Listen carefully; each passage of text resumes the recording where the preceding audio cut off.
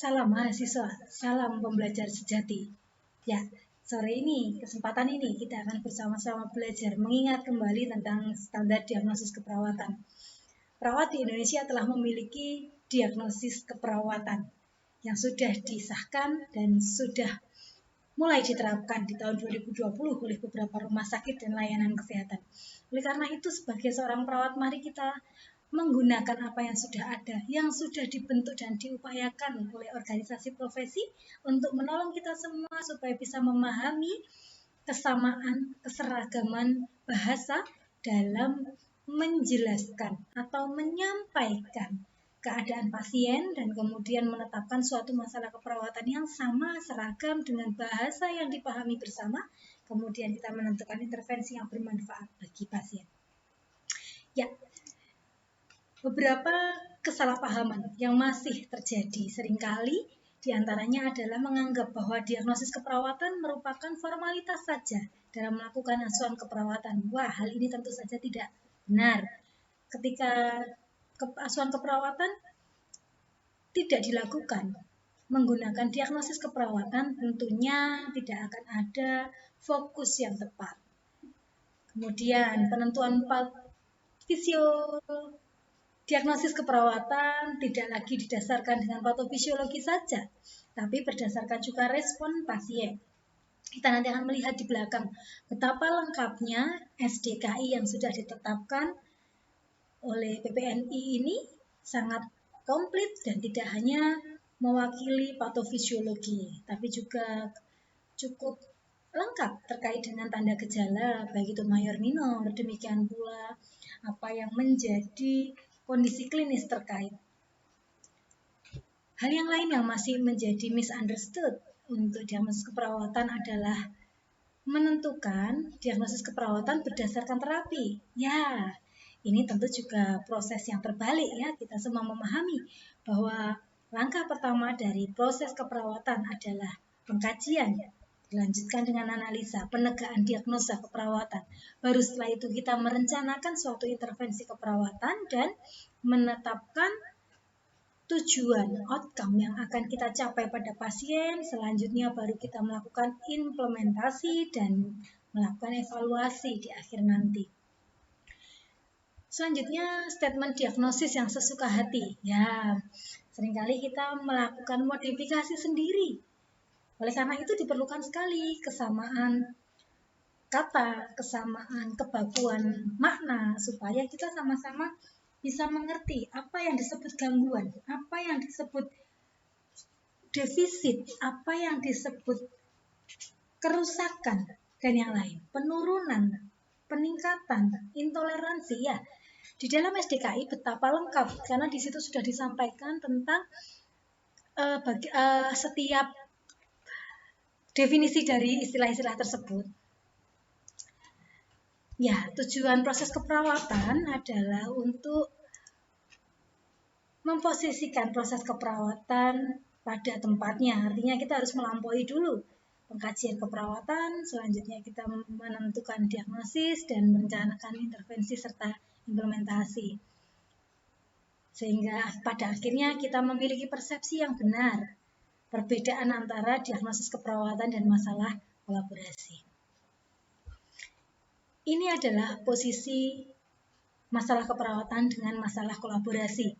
Hasil pengkajian dan penetapan masalah klien akan dibagi ke dalam dua kelompok pada hakikatnya, menjadi masalah keperawatan yang kita atasi secara independen atau masalah kolaborasi yang perlu kita selesaikan bersama dengan tim medis ataupun tim sejawat antar profesi lainnya, mungkin bisa fisioterapi, mungkin bisa dengan yang lain, tim medis yang lain. Ya, inilah yang disebut sebagai proses keperawatan. Di awal kita ketika bertemu dengan pasien, pasien datang, sangat baik ketika kita bisa melaksanakan screening assessment yang terdiri dari pengumpulan data dan analisis. Selanjutnya kita perlu melakukan klasterisasi dari informasi-informasi tersebut. Setelah saudara selesai melakukan klasterisasi untuk data yang saudara dapatkan, penting juga bagi saudara untuk memahami diagnosa apa yang potensi untuk diangkat. Seringkali pada tahap ini terdiri dari lebih dari satu diagnosa, tidak hanya satu diagnosa saja. Biasanya mungkin pasien datang dengan sesak nafas, kemudian ada beberapa tanda yang lain, mungkin ada pernafasan cuping hidung, mungkin ada juga sekret yang menumpuk, ada tanda sianosis. Nah, saat pasien datang dalam keadaan seperti itu, hasil analisis dari pengumpulan data biasanya ditemukan minimal ada 2 diagnosa keperawatan, yaitu adalah bersihan jalan nafas tidak efektif, dan satu lagi adalah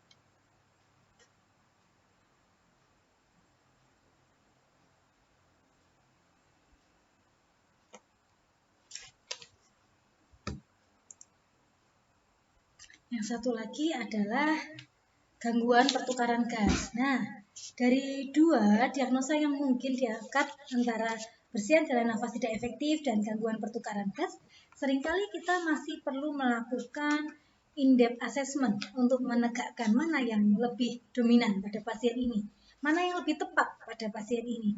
Kita perlu melakukan pemeriksaan BGA mungkin, AGD mungkin, sehingga ketika ada penurunan PCO2 ataupun peningkatan PCO2, penurunan PO2, kemudian ada peningkatan pH arteri. Nah, seringkali kita kemudian menyimpulkan dan mengangkat bahwa masalah keperawatan adalah gangguan pertukaran gas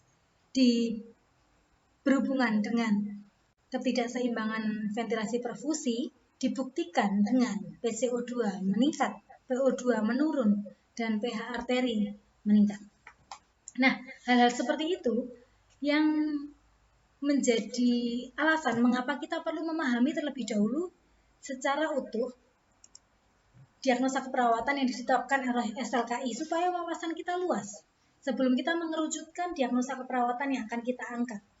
Pasien datang dengan sesak nafas, ketika kita terbatas dalam pengenalan SDKI, kita hanya akan melihat pada satu diagnosa, yaitu mungkin pertukaran gas saja. Namun ternyata ketika kita tidak mendapatkan ada perubahan pada PO2 ataupun PCO2, demikian pula pada pH arteri, itu akan menjadi kebingungan bagi kita. Karena kita mungkin terbatas untuk memahami diagnosa-diagnosa lain yang menjadi diagnosa banding. Nah, oleh karenanya, kesempatan yang baik saudara untuk terus mempelajari SDKI, Standar Diagnosis Perawatan. Ya, pengkajian keperawatan yang masih digunakan sampai saat ini secara universal di beberapa rumah sakit adalah pola Gordon dan kebutuhan dasar menurut Maslow. Ya, inilah latar belakang dan bagaimana proses PPNI menetapkan SDKI, standar kompetensi pendidikan dan standar kinerja profesional ditetapkan bersama dengan standar acuan keperawatan yang akhirnya diolah oleh asosiasi profesi, membentuklah suatu standar profesi yang berdasar pada Undang-Undang Nomor 33 Tahun 2014. Undang-undang lain yang memperkuat dengan untuk pengesahan atau pembentukan diagnosa keperawatan adalah Undang-Undang Nomor 44 Tahun 2009 tentang rumah sakit, Undang-Undang Nomor 36 Pasal 66 Ayat 1 dan Ayat 2 yang diterbitkan tahun 2014. Kemudian Undang-Undang Nomor 38 Tahun 2014 di Pasal 28 dan 30 yang menyatakan bahwa standar profesi harus ditetapkan oleh organisasi profesi dan kemudian perawat berhak dan berwenang untuk menegakkan diagnosis keperawatan. Ya, itu bukti bahwa perawat juga harus bisa mandiri. Artinya benar-benar kita bisa mengangkat suatu masalah, menetapkan suatu diagnosa, kemudian kita bisa merencanakan dengan nanti akan menggunakan SLKI dan PSIKI, kemudian kita melakukan implementasi dan mengevaluasi hasil.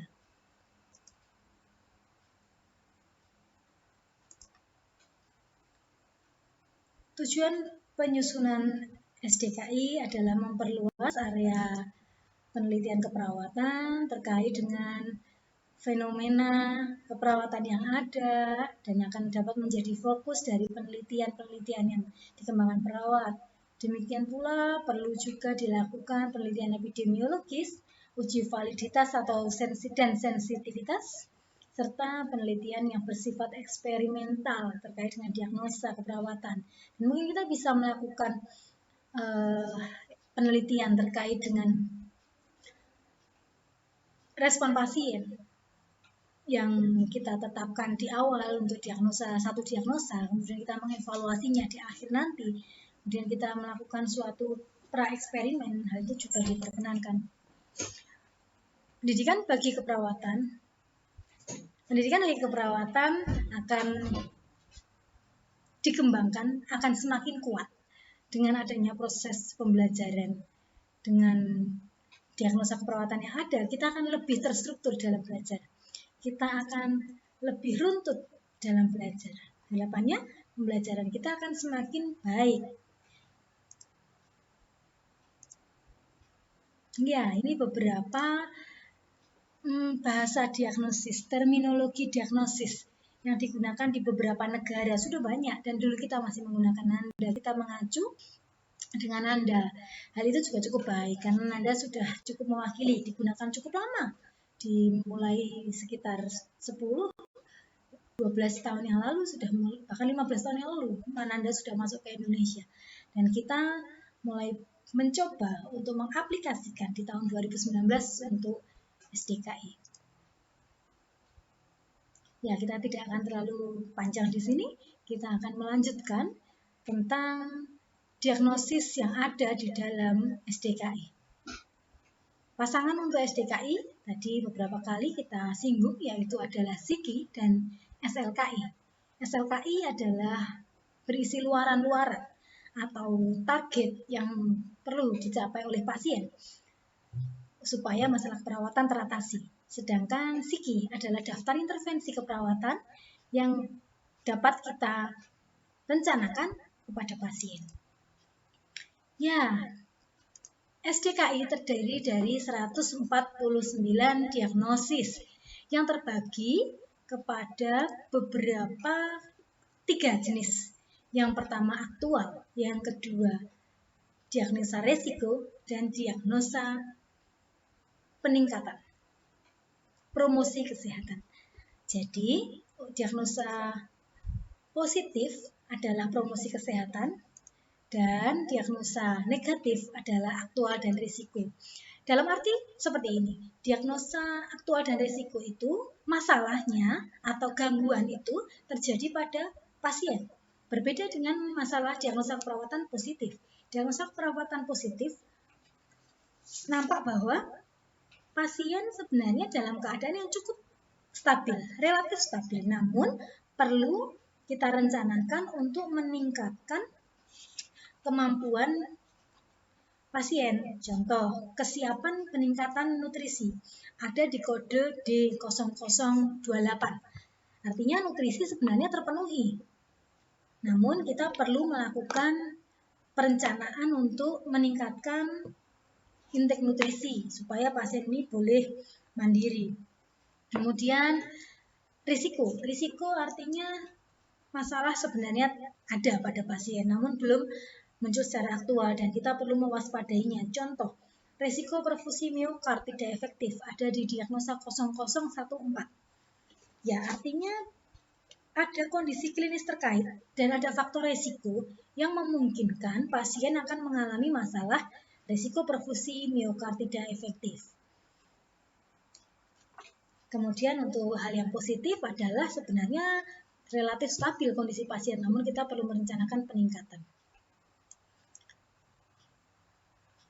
Nah, ketika kita menemukan suatu keadaan pasien, hal pertama yang perlu dilakukan adalah setelah kita selesai pengkajian, proses diagnostik diawali dengan analisa data.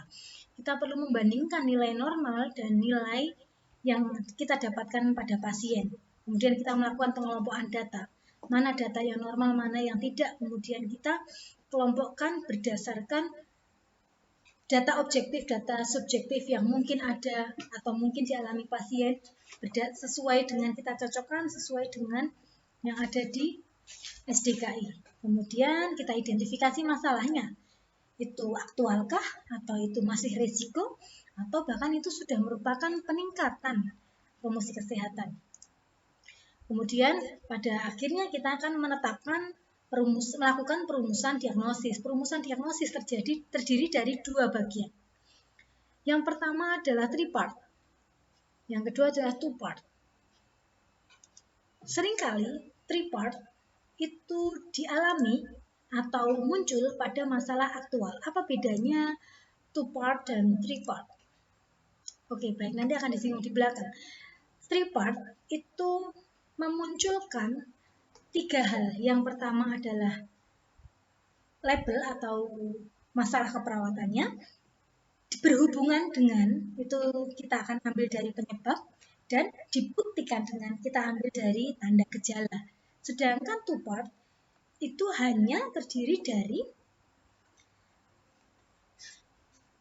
resiko, judul, misalnya kita bisa lihat di diagnosa kode 0038. Kalimat labelnya, risiko ketidakstabilan kadar glukosa darah, kemudian karena hanya 2 part, artinya hanya ada 2 bagian, kita tetapkan faktor risiko. Risiko ketidakstabilan glukosa darah berhubungan dengan, dibuktikan dengan faktor risiko kehamilan. Satu contoh. Atau di bagian yang terkait dengan peningkatan kesiapan peningkatan nutrisi masih di diagnosa D0026. Kesiapan peningkatan nutrisi dibuktikan dengan, kita akan sebutkan pada tanda mayor dan minor. Ya, baik, diagnosa keperawatan 149 yang ada di SDKI itu terdiri dari 5 kategori, dikelompokkan ke dalam 5 kategori dan 14 subkategori. Untuk kategori fisiologis terdiri dari 7 subkategori. Kategori psikologis terdiri dari 3. Dan perilaku terdiri dari 2 subkategori. Relasional 1 subkategori dan lingkungan terdiri dari 1 subkategori. Supaya kita lebih mudah untuk mengingat, lebih mudah juga untuk mengkelompokkan data, sangat ditolong dengan adanya kategori-kategori ini.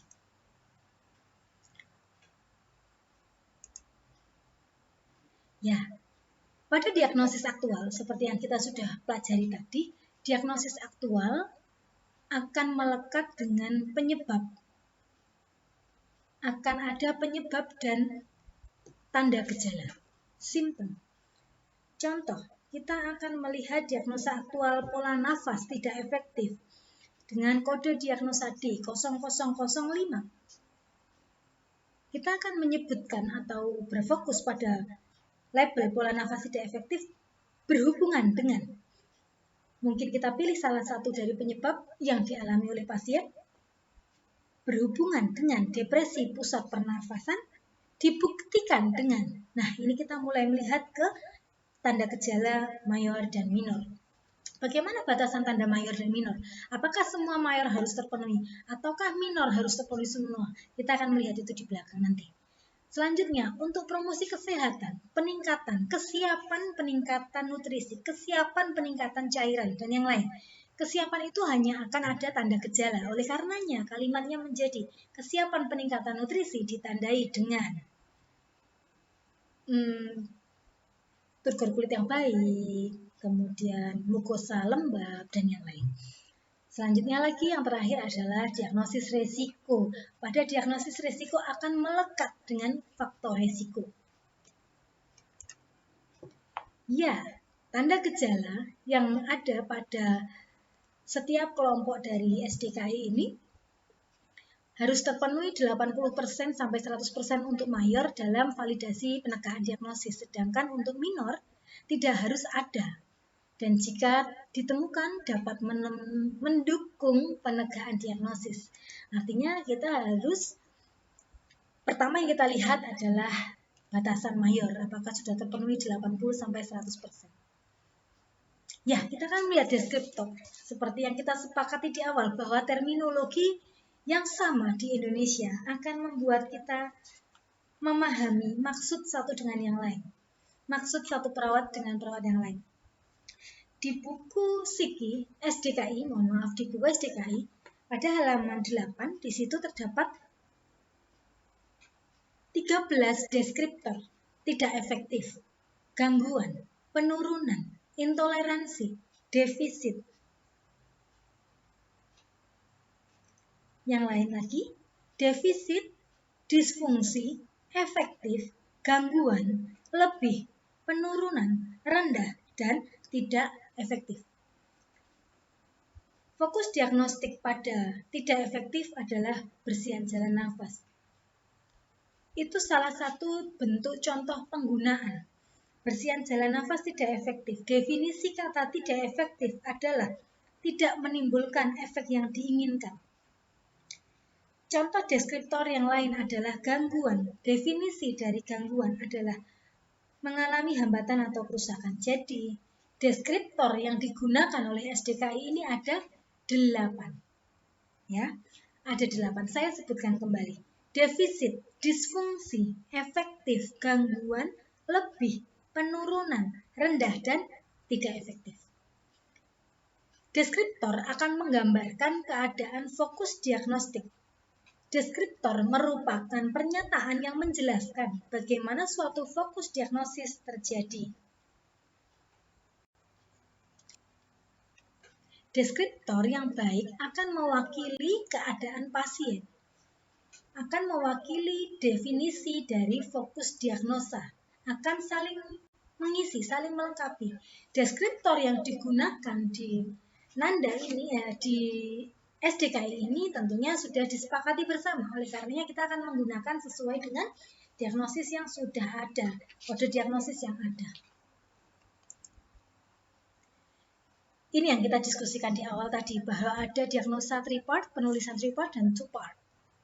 Untuk diagnosis atulial hanya ada ketiganya, masalah, penyebab, dan tanda gejala. Sedangkan untuk 2 part, masalah risiko, akan ada dibuktikan dengan faktor risiko, dan untuk diagnosis promosi kesehatan dibuktikan dengan tanda gejala.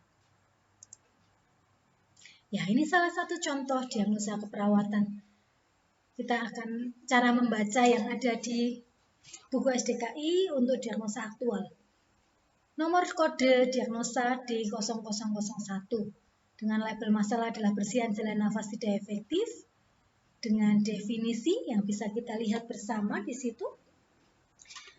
Kemudian harapannya dengan definisi ketidakmampuan membersihkan sekret atau obstruksi jalan nafas untuk mempertahankan jalan nafas tetap paten. Hal itu akan muncul, akan dapat kita pahami ketika kita melihat keadaan pasien. Kemudian itu yang di bawahnya adalah penyebab. Kita bisa pilih penyebab satu saja. Kemudian tanda gejala, mayor saudara bisa pilih atau lihat mana yang sesuai dengan keadaan pasien dan menegakkan masalah ketika ada 80-100%, minimal 80% dari tanda mayor. Dan tanda minor akan menjadi pendukung. Ya, kalimat utuh dari diagnosa ini adalah bersihan jalan nafas efektif, tidak efektif berhubungan dengan spasme jalan nafas dibuktikan dengan batuk efektif, batuk tidak efektif, sputum berlebih, mengi, depresi, dan dyspneu, mengi, dyspneu, dan gelisah. Ini contoh-contoh diagnosa yang lain.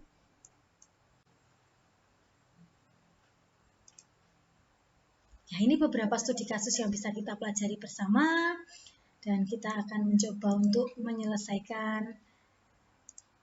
mencoba merumuskan diagnosa dari studi kasus, 2 kasus yang ada di depan tadi. Tetap semangat untuk belajar, perawat sehat, perawat kompeten, maju perawat Indonesia.